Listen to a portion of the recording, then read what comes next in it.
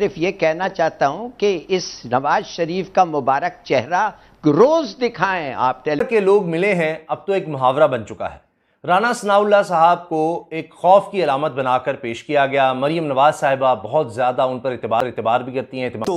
13 तारीख को जो इमरान खान साहब ने कॉल दी है इस्लामाबाद की, उस सवाल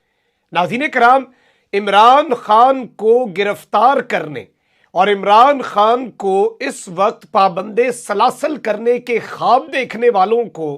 अपनी अपनी पड़ गई है, क्योंकि इमरान खान का छापा पड़ चुका है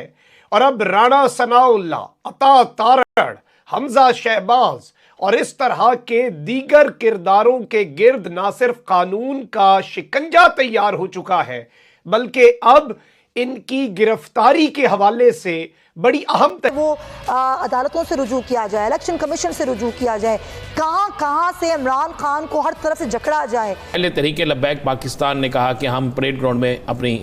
एक कॉन्फ्रेंस करेंगे 13 अगस्त को,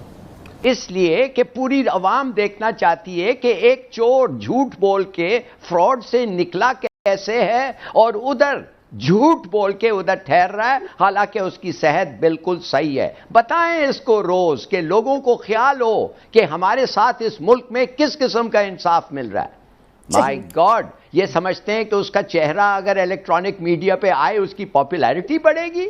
मैं तो कहता हूं उसकी अनपॉपुलैरिटी बढ़ेगी और हम लोगों को शर्म आएगा कि यार ये क्या चक्कर है, रोज हम इसको देख रहे हैं हाइड पार्क में। चलिए लाली साहब, ये तो अब आपकी राय है, उनके तो लीडर है, वो तो इससे इत्तेफाक यकीनन नहीं करेंगे। या दीगर लोग जिनका 25 मई के सारे तशद्दुद में किरदार था, इतना खौफ है कि उनको अब इस्लामाबाद बुला लिया गया कि भाई तुम इस्लामाबाद से ना निकलना, किसी वक्त भी तुम्हारी गिरफ्तारी हो सकती है। और ये बात छुपाई नहीं जा रही। तहरीक इंसाफ की तरफ से यह ऐलान किया जा रहा है कि राना सनाउल्लाह साहब को गिरफ्तार किया जा सकता है। सबके सामने प्रेस कॉन्फ्रेंस में कहा कि राना सनाउल्लाह जिस तरह धमकियां दे रहे हैं कि जी 25 मई वाला सारा कुछ मैं दोबारा कर सकता हूं, नहीं, वो साफ कह रहे हैं कि उतने ही उसी तरह आंसू गैस के शेल दोबारा इस्तेमाल हो सकते हैं, उसी तरह औरतों और बच्चों पर जुल्म हो सकता है, घरों का तकद्दुस पामाल हो सकता है, रात के अंधेरे में हम दोबारा घरों में भेज सकते हैं लोगों को। और आम लोग भी, यानी पुलिस के भेद में आम लोग भी, आपने देखा कि जो लोग डॉक्टर यास्मीन राशिद साहिबा की गाड़ी को तोड़ रहे थे, डंडे मार रहे थे, उनमें आम लोग भी थे। नहीं, उन्होंने कहा तादाद बढ़ानी, अपने लोग भी भेजे हुए थे।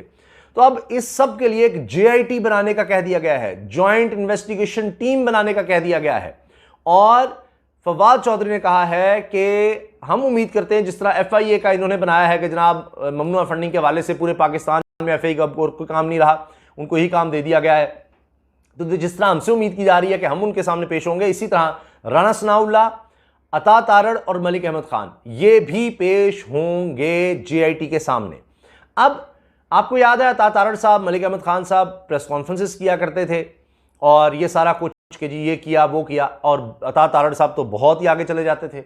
अब इतना खौफ आया कि अता तारड़ भी और मलिक अहमद खान को गिरफ्तार न कर लिया जाए कि इनको विफाकी काबीना का हिस्सा बना दिया गया है कि ये इस्लामाबाद में प्रोटेक्शन में रहें, क्योंकि इस्लामाबाद से बाहर अब PDM की, खासतौर पर नून लीग की हुकूमत तो है नहीं, चले पीपल्स पार्टी की है सिंध में, लेकिन अब इस वक्त PDM की विफाकी हुकूमत सिर्फ इस्लामाबाद तक महदूद हो चुकी है। इसीलिए वो कह रहे हैं कि फवाद चौधरी साहब कहते हैं अपनी औकात में रहें, राना सनाउल्लाह को कहा है, और उसके जवाब में मरीम औरंगजेब साहिबा को बड़ा गुस्सा आया है। बहरहाल, तो राना सनाउल्लाह साहब एक तरफ कह रहे थे कि हम 25 मई को दोहरा सकते हैं, हम फिर गिरफ्तारियां कर सकते हैं, वो कर सकते हैं, लेकिन किस तरह? अब उनके पास सिवाय FIA की कुछ नहीं था, और वो भी ऐसे गिरफ्तारियां FIA की तरफ से नहीं हो सकती, पुलिस का ताबन उनको चाहिए होता है। इसलिए ज्यादा एक्टिव आपको FIA कराची में नजर आ रही है कि वहां पीपल्स पार्टी की गवर्नमेंट है। तो वो ये है कि 25 मई की बर्बरियत पर ज्वाइंट इन्वेस्टिगेशन टीम बनाई जा रही है जो राना सनाउल्लाह, अता तारड़, हमजा शहबाज शरीफ, CCPO वगैरह को तलब करेगी। एक JIT बन रही है जिसमें इन सबको पेश होना पड़ेगा। आपके वक्त का वजीर दाखिला, जो कि वैसे तो थाना कोसार के SHO जितने उसके पास इख्तियारात रह गए हैं, वो तलब होगा इस JIT के अंदर, और कह रहे हैं कि हमें उम्मीद है, जैसे राना सनाउल्लाह कह रहे हैं ना कि हम FIA की तहकीकात से हम उसमें ताउन करें, तो अब राणा सनाउल्लाह और ये सब लोग भी इस्लामाबाद छुपने के बजाय इन्वेस्टिगेशन टीम के सामने पेश होंगे। और अगर हमें ये कह रहे हैं ना कि एफआईए के सामने पेश ना हुए तो गिरफ्तार कर लूंगा, तो अगर तुम लोग पेश ना हुए जेआईटी के सामने तो हम भी गिरफ्तार कर लेंगे। तो अब जैसे को तैसा है। और अब इमरान खान किसी भी सूरत आप देख ले, मॉडल टाउन की इंक्वायरी खुलवाई गई, इमरान खान इस वक्त मूड में नहीं लग रहे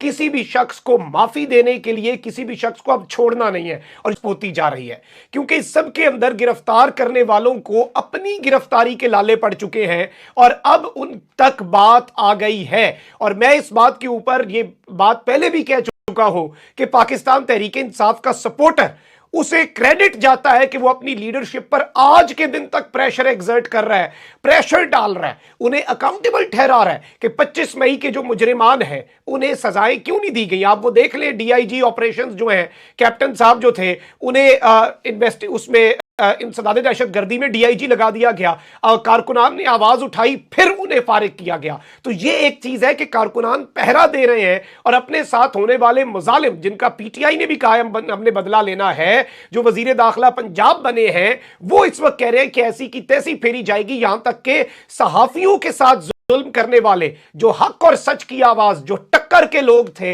उनके साथ जुल्म करने वाले, उन्हें विक्टिमाइज करने वालों का भी एहतसाब होगा। लेकिन जो सबसे इंपॉर्टेंट डेवलपमेंट, तो उन्हें कह दिया गया जी आप यहां पे 3 अगस्त को ने कहा गया कि आप यहां पे कॉन्फ्रेंस नहीं कर सकते। उन्होंने कहा ठीक है, उन्होंने अपने तमाम प्रोग्राम कैंसिल कर दिए। जैसे ही इमरान खान ने ऐलान किया और कप्तान के ऐलान के बाद वहाँ पे राणा सनाउल्लाह का ये चला कि अगर किसी ने जलसा करना है तो परेड ग्राउंड में कर सकता है। आपको पता है ये एक बयान चला। उसके बाद आज तहरीक लब्बैक पाकिस्तान, देखें एक बड़ी जमात है, उनका मजमा भी एक बहुत बड़ा मजमा होता है। तहरीक लब्बैक पाकिस्तान ने भी आज ये ऐलान कर दिया है कि वो भी 13 तारीख को ही जलसा करेंगे और उनका जलसा फैजाबाद पुल पे होगा, फैजाबाद पे होगा। वहां पे स्टेज बनेगा, फिर आपको समझ सकते हैं कि क्राउड तो वो भी बहुत बड़ा इकट्ठा करते हैं यासर। अब फैजाबाद में अगर एक जलसा हो रहा है, वहां पे स्टेज लगा हुआ है, इर्द गिर्द उन्हीं के लोग मौजूद हैं, तो दूसरे लोग जो पूरे पंजाब से आ रहे हैं, जो केपीके से आ रहे हैं, वो इस्लामाबाद दाखिल हो रहे हैं। फैजाबाद से गुजर के जाना है, बहुत से काफिलों ने फैजाबाद तक रूट बन जाता है वो। तो मुझे बताएं, क्या इससे दोनों इतराफ में कोई फड्डा नहीं होगा? ना चाहते हुए मेरे पास इतला ये है कि बाकायदा पहले तो ये कोशिश की जाएगी, ये कहा जाएगा कि जनाब ये इन दोनों जमातों को हम जलसे की इजाज़त नहीं दे रहे, और इसी बुनियाद पर हो सकता है वो अदालत में भी चले जाएं और अदालत में जाके हुकूमत कहे कि जनाब इन दोनों को रोके, नहीं तो कोई बड़ा मसला हो सकता है। एक तो ये बुनियाद बनाने की कोशिश की जाएगी। दूसरा, फिर कुछ हो सकता है कुछ ऐसे लोग उसमें शामिल कर दिए जाएं जो इन दोनों जमातों के दरमियान वहां पर फड्डा करवा दें, यानी आने वाले जुलूस जो है यासर,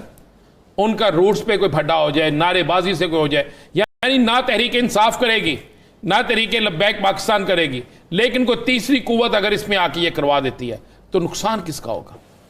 तमाशा किसका बनेगा? आपको पता है कि इस वक्त मुल्क के हालात क्या है। तो इस सारे सिनेरियो में तो ये एक ये साजिश में आपको जो मुझे इंफॉर्मेशन मिली है, जो मेरे पास है, कि ये एक बड़ी खौफनाक साजिश जो है इस पर काम हो रहा है। ना इसका इल्म तहरीक इंसाफ को है, ना इसका इल्म तहरीक लब्बैक पाकिस्तान को है, लेकिन जो साजिशकार हैं उनके इस बात का इल्म है। नाअहली के मुकदमात, पार्टी पर पाबंदियों के हवाले से बातें, अपने सारे हथकंडे हुकूमत इख्तियार कर रही है। तो इसके मुकाबले में तहरीक इंसाफ की हिकमत अमली क्या है, किस तरीके से मुकाबला करेंगे वो इसका? देखें, ये आखिरी लड़ाई है और ये आखिरी लड़ाई जो है ये मुझे तो मामलात तसादुम की तरफ जाते हुए नज़र आ रहे हैं और ख़ौफनाक हद तक ये लड़ाई जाती हुई नज़र आ रही है। उसकी रीज़न ये है कि हुकूमत को पता है, हुकूमती इत्तेहाद को पता है, इमरान खान के मुखालफिन को पता है, चाहे वो सियासी हो या गैर सियासियों सबको पता है कि सबके पास ये आखिरी मौका है कि इमरान खान को अगर इलेक्शन कमीशन के ज़रिए टेक्निकल बुनियादों पर जो है वो मैदान से बाहर कर दिया जाता है तो एक ही यही रास्ता है, वरना इमरान खान को अवामी जो इस वक्त मैंडेट हासिल है, जो अवाम में सपोर्ट हासिल है, जो उनकी वेव चली हुई है, हवा और चली हुई है, वो उसने जिस तरह से घेर लिया इमरान खान के बयानी ने इस हुकूमत को, इसके इत्तेहादियों को, इसमें शामिल तमाम जमातों को, इनको कोई और रास्ता नजर नहीं आ रहा। यही वजह है कि ये इलेक्शन कमीशन के साथ मिली भगत के साथ मिलकर, जैसे चीफ इलेक्शन कमिश्नर से मिले, मिली भगत के साथ मिलकर और ये इमरान खान को इस खेल से बाहर करना चाहते हैं। अब इमरान खान को भी पता है, इनको भी पता है, सब अपनी आखिरी लड़ाई लड़ रहे हैं। और इमरान खान ने, जैसे आपने कहा कि ये अब जो 13-14 अगस्त की जो तारीख दी है, इस पे जो कारकुनान को बुला रहे हैं, तो इस पे आप देखेंगे कि ये पाकिस्तान की तारीख का वाकई बहुत बड़ा एहतजाज होगा। उसकी रीज़न ये है कि अब इमरान खान के हामियों को नजर आ रहा है कि ये आखिरी लड़ाई है। अगर इस रुकावट को अबूर कर लिया इमरान खान ने, तो फिर इलेक्शन भी 2022 में है और फिर ये दीवार पर लिखा हुआ नजर आ रहा है कि इमरान खान जो है वो वाज़ेह अक्सरियत के साथ जीत कर आएंगे और इमरान खान को वज़ारत उज़्मा की सीट से